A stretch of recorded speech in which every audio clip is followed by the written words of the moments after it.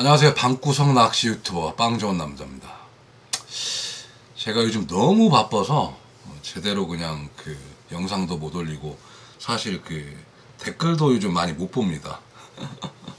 제가 너무 바쁜 시즌이라. 근데 이제 좀 영상을 띄엄띄엄 올리는 것 같아서 전번에 한번 말씀드렸듯이 오늘은 바뀌는 제 3차 낚시 육성법에 대한 얘기를 한번 해볼까 해요. 이제 이 얘기를 왜 하냐면요.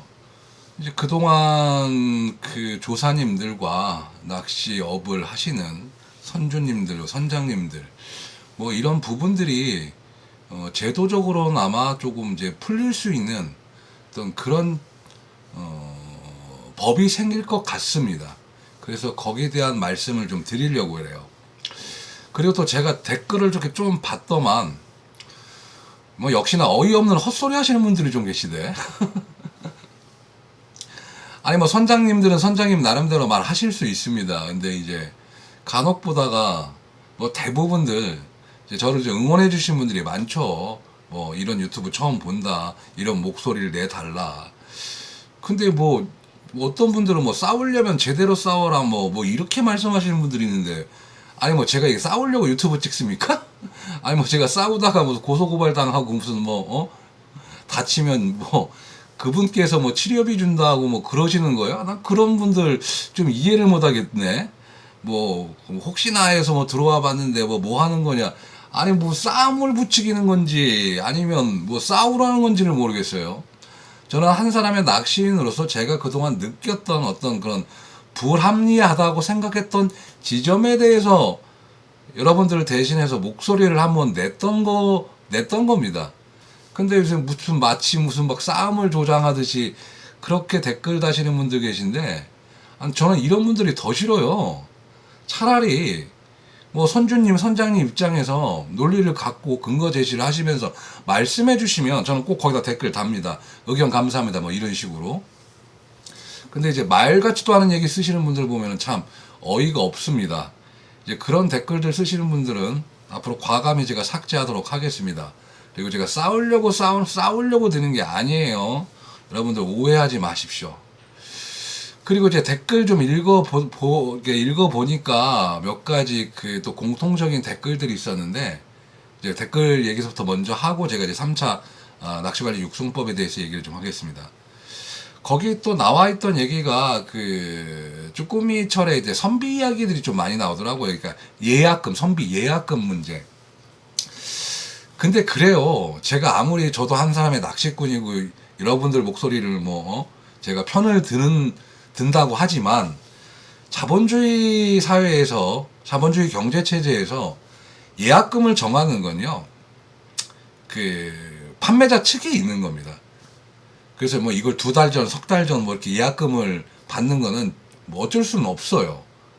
그 대신에 환불 규정이나 이런 것들은 이제 소비자 보호 규정에 따라서 어떤 가이드라인이 있긴 한데, 그것도 어떻게 보면 되게 좀 자율적인 게 되게 많습니다. 그래서 한 달 전, 2달 전 예약금 문제는 현행 법이나 어떤 관례나 그거는 어쩔 수가 없는 현실입니다. 그건 그렇게 알고 계십시오.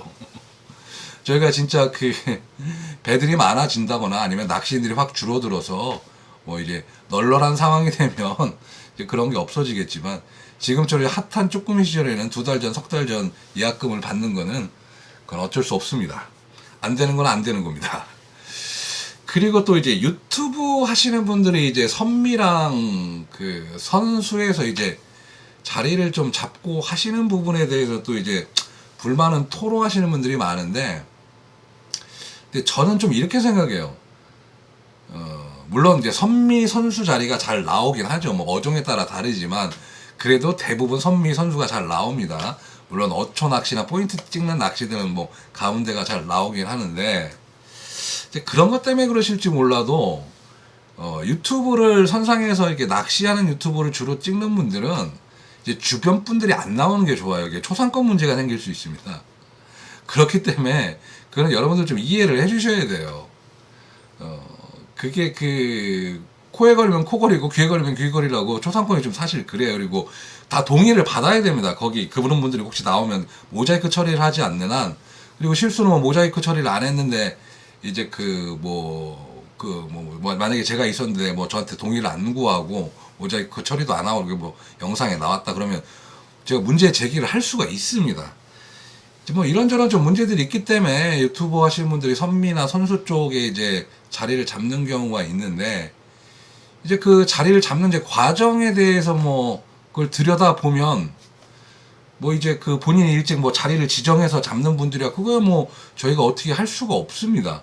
근데 뭐 이제 어떤 편의 제공이라든가 뭐 이런 게 있다면 조금 불만은 있을 수 있겠으나 그분들도 또 나름 고충은 갖고 계세요. 그리고 또 뭐 심지어는 뭐 주변에 뭐 이제 얼핏 뭐 이렇게 그 다른 분들이 나오게 되면 뭐 라이브 하거나 이럴 때 뭐 그렇게 썩 좋은 모습들은 아니죠.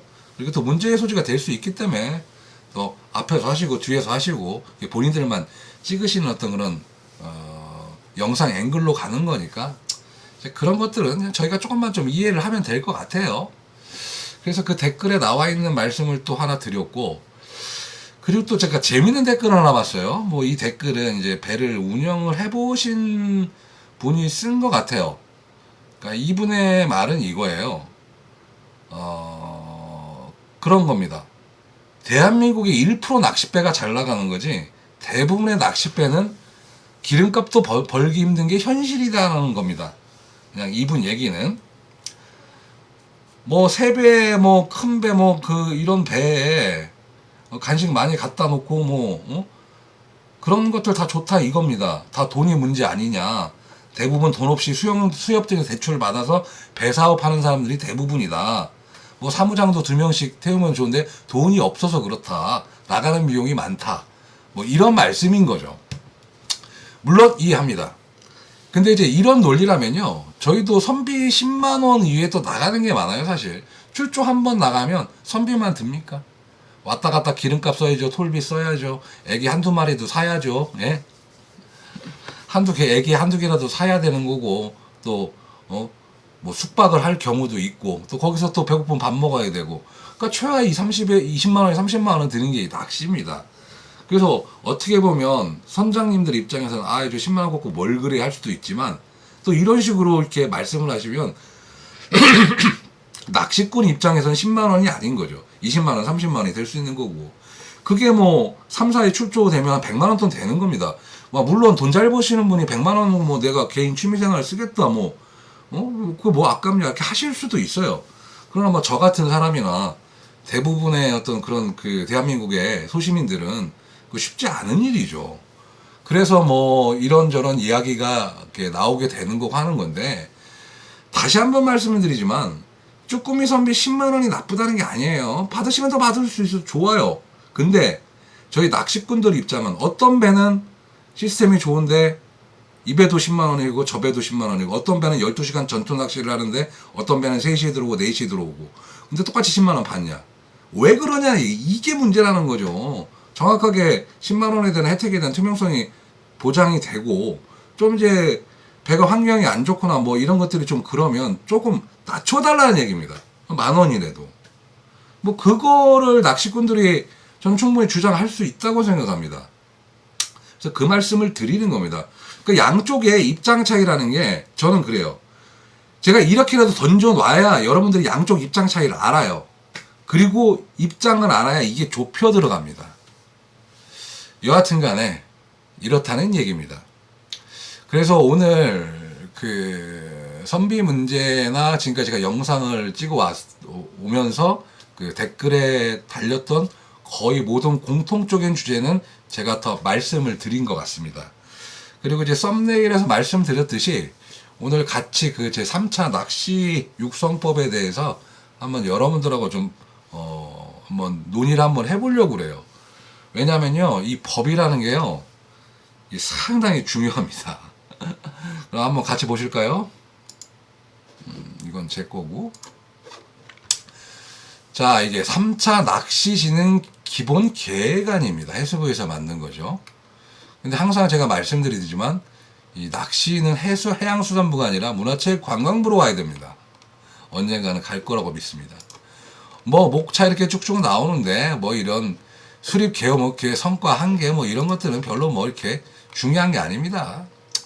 목적 의식 뭐 이거는 쭉쭉 넘어가고요. 자, 여기서 하나 좀 볼 게 있는데요. 낚시 관련 사업표나 이렇게 나오죠. 이 낚시 인구에 대해서 나오는 거예요. 그때 코로나 팬데믹 때 낚시 인구가 좀 폭발적으로 일어났죠. 사실 그때 우리가 그 도시어부가 나오면서 같이 컸습니다. 근데 이제 2000년도에 500만 명 이렇게 가다가 2018년도에 850만을 찍습니다. 그러가 2020년, 23년도에 720만을 찍어요. 그러니까 좀 이렇게 하얀 곡선을 좀 그리고 있죠. 요렇게 지금 보고 있는데, 이 해수부에서는 낚시 인구가 29년에 811만원 증가할 거라고 전망을 하는데, 저는 절대 그렇게 보지 않습니다. 왜냐하면요, 낚시를 가장 많이 즐기는 인구가 40대에서 60대 사이에요. 근데 이제 이게 2차 베이비부모 세대들이라 이렇게 좀 버텨주는 거지, 조금 더 내려가면 인구가 줍니다. 그래서 저는 2025년도 기점으로 해서 2029년도 가면 한 600만에서 500만 수준으로 떨어질 거라고 저는 단언합니다. 절대 늘어나지 않을 겁니다.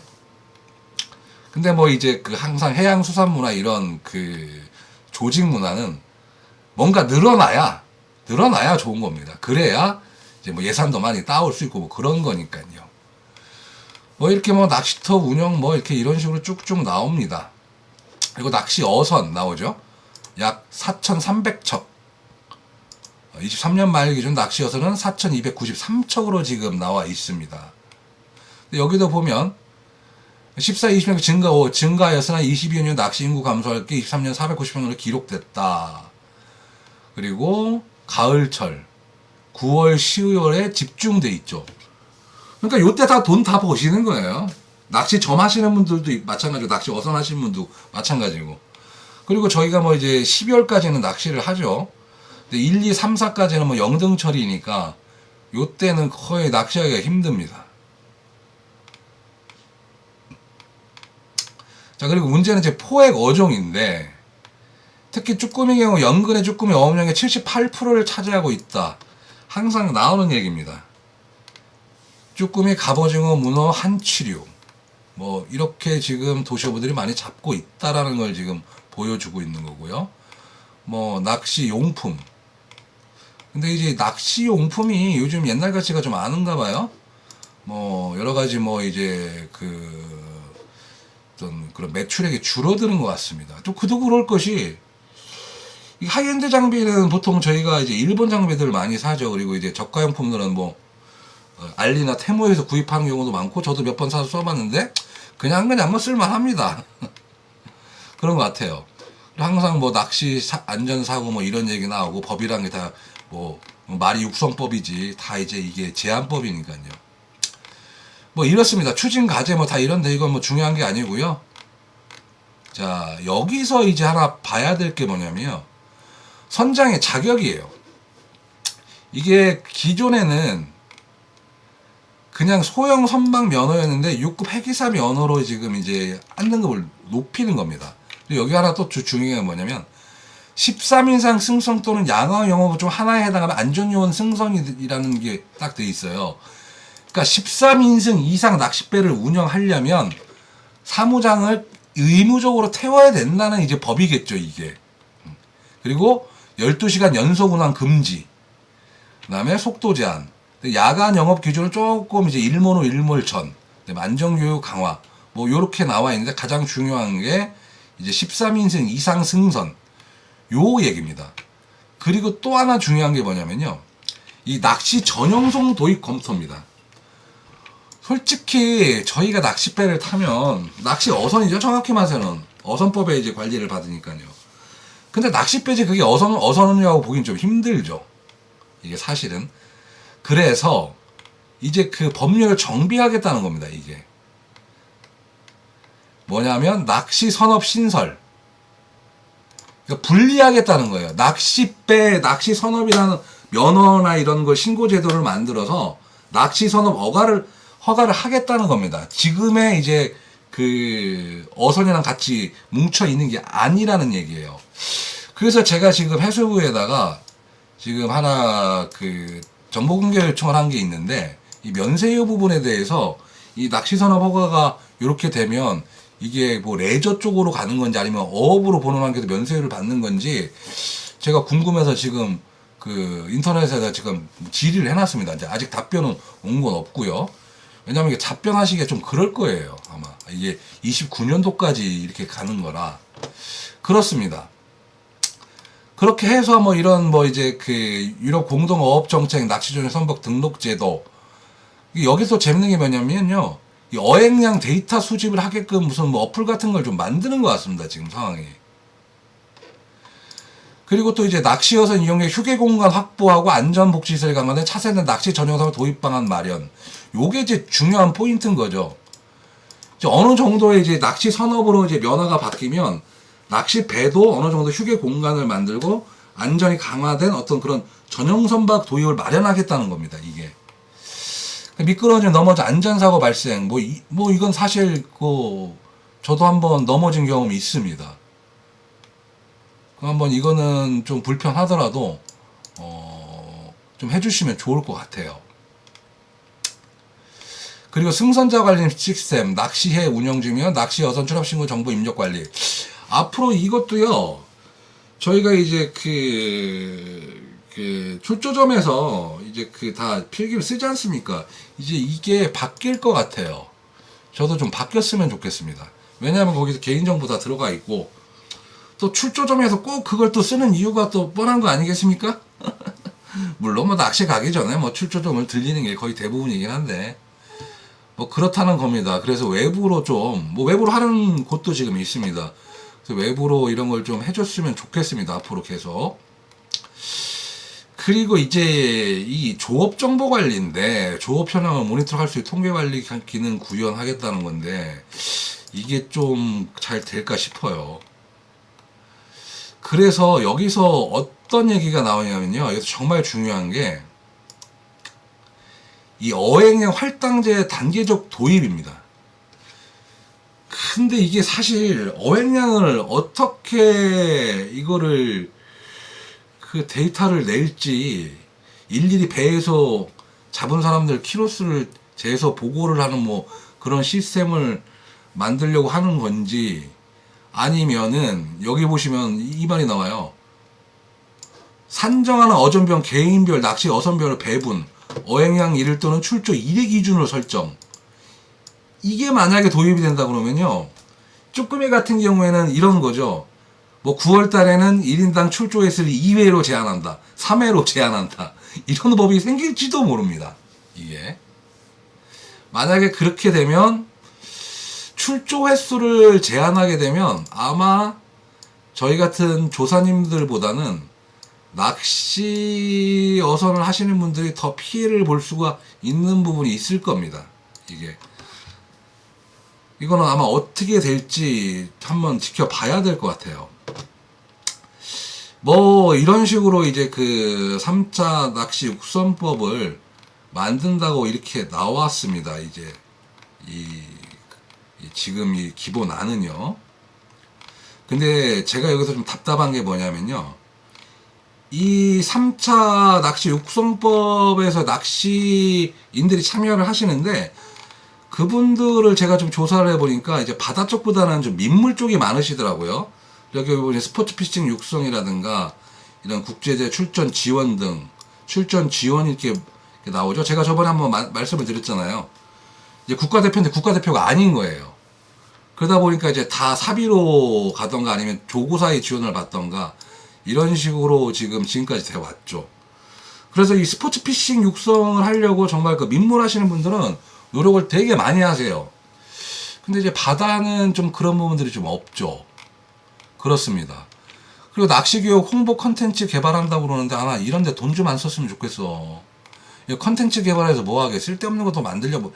해양박물관, 물론 뭐 해양박물관 좋긴 좋습니다. 근데 이제 실질적으로 이제 낚시인들이 정말 즐길 수 있는 바다 낚시터나 좀 제대로 좀 만들어줬으면 좋겠습니다. 이거 쓸데없는 컨텐츠 뭐하러 만듭니까 이거? 차라리 뭐 인기는 유튜브가 더 낫지. 여하튼간 제 생각은 그렇다는 겁니다. 뭐 이렇게 간단하게 제가 봤는데요. 이제 정말 아쉬운 건 뭐냐면 선상 낚시나 갯바위라든가 원투 낚시나 이제 바다 쪽에 이렇게 그 바다에서 낚시를 즐기는 우리 낚시인들의 목소리가 이 3차 육성법 안에 좀 들어갔으면 좋겠는데 지금 제가 볼 때는 그렇지 못한 것 같아요. 그래서 이 육성법에 지금 같이 해수부랑 참여를 분명히 낚시인들이 하는데 제가 조사를 해보니까 방금 말씀드린 대로 좀 민물 쪽에 계신 분들이 많더라고요. 그리고 민물 쪽 하시는 분들은 적극적으로 이런 법안이라든가 이런 것들에 대해서 노력을 좀 되게 많이 하세요, 정말로. 그리고 이제 스포츠 피싱이라는 게 이제 그 탄생이 되면 거기에 대한 또 시장이나 이런 것들이 형성이 되고 하다 보니까 여기에 대한 그 관심들이 되게 많으시더라고요. 근데 바다는 딴판인 것 같습니다. 뭐 여하튼 간에 여러분들과 오늘 잠시 이렇게 그 제 3차 낚시 육성법에 대해서 찾아봤고요. 아마 낚시 어선 연어가 새로 생기게 되면 그게 신고제로 할지 아마 신고제는 못 할 거예요. 이것도 아마 컨트롤을 하겠죠. 그러면 저희가 좀 그동안 좀 불만을 느꼈던 부분들이 제가 볼 때는 많이 해소가 될 수가 있다고 생각도 합니다. 근데 또 매번 말씀드리지만 좀 바다에서 하시는 분들이 좀 어떤 하나된 목소리로 이런 법안이 생길 때 그 이야기를 해야 돼요. 그래서 참 그게 안타깝습니다. 지금 여기 참여하고 계시는 분들이 거의 좀 민물 쪽에 계시는 것 같아서 바다를 주로 하시는 낚시인들의 목소리가 여기에 많이 못 들어가는 것 같아서 좀 안타깝고 저도 이 부분에 대해서 한번 그 이야기를 할 수 있는 창구가 있는지 한번 살펴보도록 하겠습니다. 그리고 제가 요즘 너무 바빠갖고요. 영상도 제대로 못 올리고 뭐 여하튼 간에 낚시 유튜버니까 낚시를 가야죠. 명절 끝나는 대로 이제 낚시를 갈 생각입니다. 네, 여러분 오늘 방송은 여기까지 하겠고요. 앞으로도 더 많은 관심과 애정 그리고 이제 낚시인들의 복지 증대를 위해서 다 같이 노력했으면 좋겠습니다. 자, 감사합니다. 빵 좋은 남자였습니다.